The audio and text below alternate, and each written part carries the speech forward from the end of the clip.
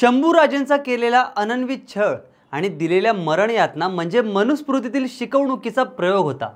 मनुस्मृतीत सांगितल्याप्रमाणे एखाद्याचा अमानवी पद्धतीने छळ कसा करायचा याबाबतची माहिती औरंगजेबापर्यंत कुणी पोहोचवली हेही पाहण्याची गरज आहे। अशी पोस्ट राष्ट्रवादी काँग्रेस शरद पवार गटाचे नेते रोहित पवार यांनी केली आणि मनुस्मृतीवरून पुन्हा एकदा वादाची ठिणगी पडली। नुकताच झालेला छावा चित्रपट बॉक्स ऑफिसवर जोरदार कमाई करतोय। या चित्रपटाचा शेवट पाहून भावनिक होणाऱ्यांच्या अनेक व्हिडिओ आपण पाहिल्याच असतील। रोहित पवार यांनी छावा पाहिला आणि यानंतर त्यांनी एक सोशल मीडियावर पोस्ट केली। त्यात मनुस्मृतीचा उल्लेख होता, ज्यामुळे बराच वाद उफाळून आला।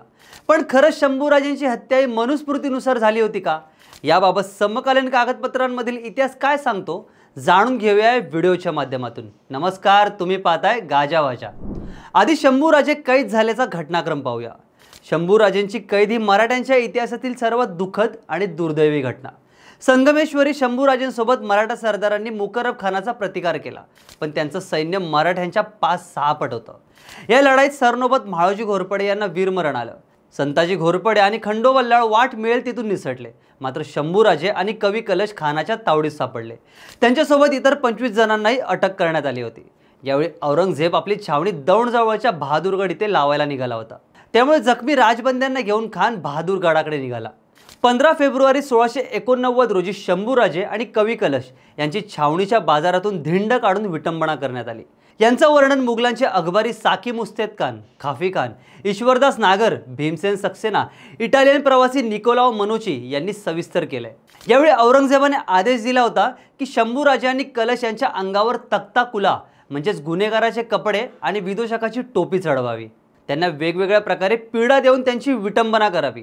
ढोल बडवत त्यांना दरबारात आणावं। हे पाहून इस्लामियांना आनंद होईल आणि काफरांचा प्राण कंटाशी येईल। यावेळी त्यांची 11 मैलापर्यंत धिंड काढण्यात आली होती। हे सर्व साकी मुस्तेद खान याने मासिरे आलमगिरी या ग्रंथात नमूद केले। छावणीतल्या मुसलमानांसाठी तो ईदचा सण होता असंही मुस्तेद खान म्हणतो। शंभूराजे आणि कवी कलश यांना साखळदंडात जखडण्यात आलं होतं। दुसऱ्या दिवशी बादशाह आपल्या सिंहासनावरून खाली उतरला। यावेळी शीघ्र कवी असलेल्या कलश यांनी एक छंद म्हटला। यावन रावण की सभा संभू बंध्यो बजरंग, लहू लसत सिंदूर सम खूब खेल्यो रणरंग, जो रवि छवि लखत ही खद्योत होत बदरंग, त्यो तुब तेज निहारी के तखत तजो औरंग। याचा सोप्या भाषेत अर्थ म्हणजे शंभूराजेंचा तेज पाहून औरंग्याने आपलं सिंहासन त्याग दिलंय। यावेळी दरबारात इखलास खान आणि हमीदुद्दीन खान या मुघल सरदारांनी शंभूराजेंना औरंगजेबाला ताजीम म्हणजे सलामी देण्याचं वारंवार सुचवलं होतं, पण शंभूराजेंनी हे करायला सपशेल नकार दिला। यानंतर त्यांना पुन्हा एकदा कैदेत ठेवण्यात आलं। औरंगजेबाने रुहुल्ला खान याला शंभूराजेंकडे पाठवलं होतं। त्याने शंभूराजेंना विचारलं की मराठ्यांचा खजिना, जड जवाहीर आणि इतर संपत्ती कुठे आहे आणि तुम्हाला मुघलांच्या सैन्यातलं कोण कोण सामील आहे। शंभूराजेंनी याची उत्तरं तर दिलीच नाहीत, पण बादशहाची घाणेरड्या शब्दात निंदा नालस्ती केली असं ईश्वरदास नागर नमूद करतो। हे औरंगजेबाला कळल्यावर त्याने शंभूराजेंच्या डोळ्यात गरम सळे खुपसण्याचे आदेश दिले आणि त्याच दिवशी त्यांची जीभ छाटण्यात आली।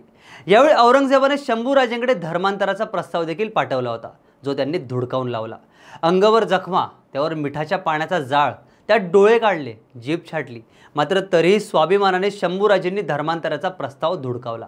जी अवस्था शंभूराजेंची होती तीच कवी कलशांची होती।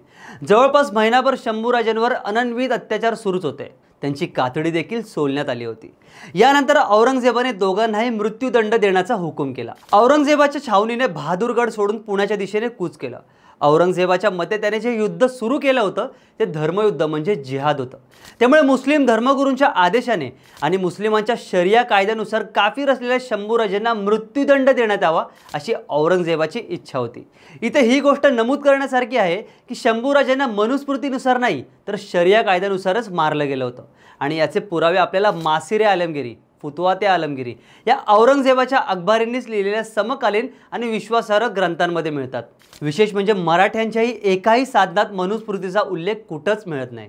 याचा सरळ पुरावा म्हणजे हा मासिरे आलमगिरी मधला फारशी उल्लेख। हा जो उल्लेख केलाय त्याचा अर्थ म्हणजे इस्लामी शहरे लुटून आणि मुसलमानांची कत्तल करून किंवा त्यांना बंदी बनवून जे पाप या घाणेरड्या धर्माच्या आणि नरकात जाणे ज्याच्या नशिबात आहे अशा या काफिराने म्हणजे शंभूराजेंनी केलं होतं ते बघता त्याला जिवंत ठेवण्याचा कारणांवर विचार विमर्श झाला। शरियावर आधारित फतव्याप्रमाणे राज्यातील मान्यवर आणि इस्लामी कायद्याचे जाणकार यांनी या युद्धखोर चोराला नरकात धाडणेच योग्य होईल असं ठरवलंय। त्यामुळे 21 जमात उल अव्वल जुलूस 32ला बादशाह कोरेगावला, ज्याला फतहबाद सुद्धा म्हटलं गेलंय, इथे आल्यावर त्याला कवी कलश याच्या समवेत काफिरांना ठार मारणाऱ्या तलवारीच्या साह्याने सर्वात खोल अशा नरकात धाडलं।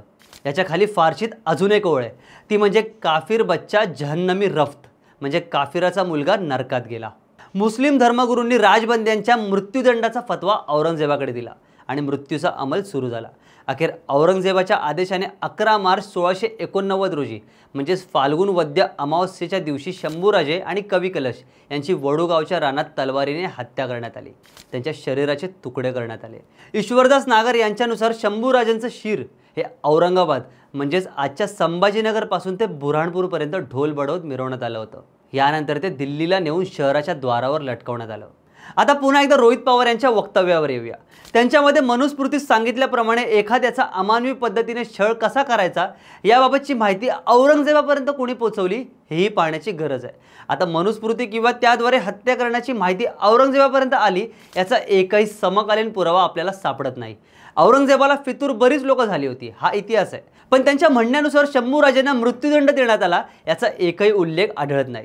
त्यामुळे रोहित पवार यांनी कोणत्या आधारावर हे वक्तव्य केलं याचाही पुरावा आपल्याला मिळत नाही। याच कारणाने ते सोशल मीडियावर प्रचंड ट्रोल देखील होत आहेत आणि त्यांच्यावर टीकेचा भडीमार सुरू आहे।